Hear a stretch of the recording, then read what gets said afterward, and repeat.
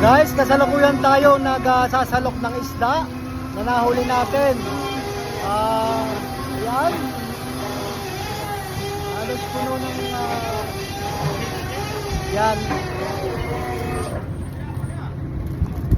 Majority skipjack guys, mga 1.8 kilos. Ayan. 1.8 kilos. May ilang piraso lang na yellowfin kasi laki lang din nila. So, nagbalik na nga po ang inyong kasimangin lahat dito sa fishing ground. Kaya tuloy-tuloy po tayo sa pagpa-upload ng ating mga bagong videos. Kasalukuyan din, sinusukatan yan guys. Sinusukatan yan ng ating fisheries observer for the record na tamang-tama yung ating mga nahuhuling isda sa sizes. At malaman niya kung saan mga bodega inilalagay ang ating mga hinuhuli.